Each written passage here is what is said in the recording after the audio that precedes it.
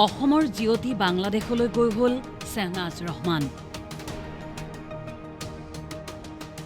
বাংলাদেশৰ অন্যতম ধনী মহিলাৰ তালিকাত যোৰহাটৰ জীয়ৰী।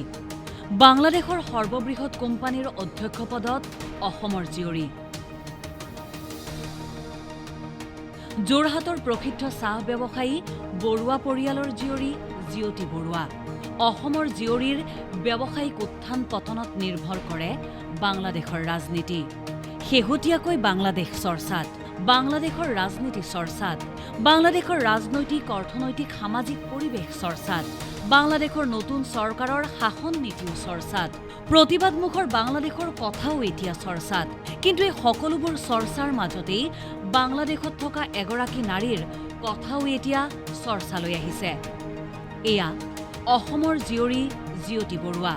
ঘটনাচক্ৰত অসমৰ যোৰহাটৰ জীয়ৰী জিয়তি বৰুৱা বাংলাদেশলৈ গৈ হ'বলগীয়া হৈছিল শ্বাহনাজ ৰহমান। জিয়তি বৰুৱা হৈছে অসমৰ প্ৰসিদ্ধ চাহ খেতিয়ক হেমেন্দ্ৰ প্ৰসাদ বৰুৱাৰ জ্যেষ্ঠ ভাতৃ শৈলেন্দ্ৰ প্ৰসাদ বৰুৱাৰ কন্যা। আৰু সেই জিয়তি বৰুৱাই বাংলাদেশৰ অন্যতম ধনাঢ্যৰ তালিকাত। বিবাহ সূত্ৰে বাংলাদেশৰ বোৱাৰী যোৰহাটৰ জিয়তি বৰুৱা। বিয়াৰ পাছতেই অসমৰ জিয়তি বাংলাদেশত হ'লগৈ শ্বাহনাজ ৰহমান। বাংলাদেশৰ উদ্যোগপতি লতিফুৰ ৰহমানৰ সৈতে বিয়াত বহিছিল জিয়তি উৰ্ফে শ্বাহনাজ। উদ্যোগপতি স্বামীৰ মৃত্যুৰ পিছত ট্ৰান্সকম গ্ৰুপৰ শীৰ্ষ পদত অধিষ্ঠিত হ'ল জিয়তি উৰ্ফে শ্বাহনাজ। ট্ৰান্সকম গ্ৰুপৰ অধ্যক্ষ আৰু পৰিচালন সঞ্চালকৰ পদত দেখিবলৈ পোৱা গ'ল জিয়তি উৰ্ফে শ্বাহনাজক।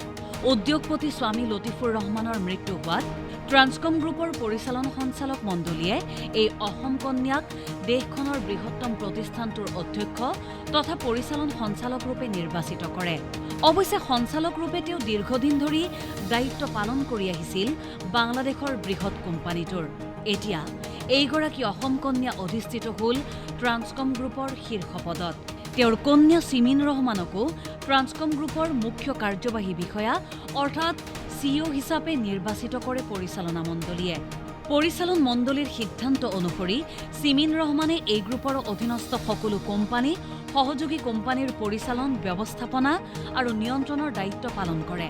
আনহাতে স্বেচ্ছাই পদত্যাগ নকৰিলে দুয়ো আজীৱন থাকিব এই পদত। ট্ৰান্সকম গ্ৰুপৰ অধীনত SK pharmaceutical, Transcom distribution limited, Transcom consumer products limited, Transcom media, electronic, খাদ্য আৰু পানীয় তথা চাহসহ মুঠ 9টা ভিন ভিন কোম্পানী আছে। ইয়াৰ উপৰিও ট্ৰান্সকম গ্ৰুপৰ নেতৃত্বতেই বাংলাদেশত প্ৰকাশ পায় প্ৰথম আলো আৰু ডেইলী ষ্টাৰ, যি দুখন বাতৰি কাকত বাংলাদেশৰ সৰ্বাধিক প্ৰচলিত বাতৰি কাকত বুলি কোৱা হয়। প্ৰথম আলো বাতৰি কাকতখনৰ সকলো নীতি নিৰ্ধাৰণ কৰে অসম কন্যা জিয়তি উৰ্ফে বাংলাদেশৰ বৰ্তমানৰ বোৱাৰী শ্বাহনাজ ৰহমানে। অসম কন্যা জিয়তি উৰ্ফে শ্বাহনাজৰ উদ্যোগ ট্ৰান্সকম গ্ৰুপত কৰ্মৰত 20,000তকৈও অধিক কৰ্মচাৰী। কিন্তু অসমৰ জীয়ৰী জিয়তি কেনেকৈ পাইছিলগৈ বাংলাদেশ? কেনেকৈ জিয়তি হৈ পৰিছিলগৈ শ্বাহনাজ ৰহমান? তেনেহ'লে আমি ঘূৰি যাব লাগিব 1973ৰ সেই সময়ছোৱালৈ। শ্বিলঙৰ পাইনমাউণ্ট স্কুলত পঢ়ি থকা অৱস্থাতেই ছেইণ্ট এডমাণ্ডছত পঢ়ি থকা বাংলাদেশৰ উদ্যোগী পৰিয়ালৰ সন্তান লতিফুৰ ৰহমানৰ সৈতে চিনাকি হৈছিল জিয়তিৰ। আৰু সেই স্কুলীয়া জীৱনতেই আৰম্ভ হৈছিল প্ৰেম। সেই প্ৰেমত দুয়ো দেশৰ অভিভাৱকে দিছিল অনুমতিৰ মোহৰ।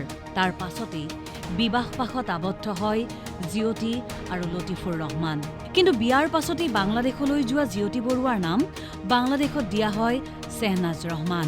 আৰু এনেকৈয়ে অসম কন্যা জিয়তি বৰুৱা বাংলাদেশত গৈ পৰিছিল বৰ্তমানৰ ধনাঢ্য মহিলা শ্বাহনাজ ৰহমান। জিয়তি অৰ্ফে শ্বাহনাজৰ তত্বাৱধানতেই এতিয়া বাংলাদেশত চলি আছে ট্ৰান্সকম গ্ৰুপ।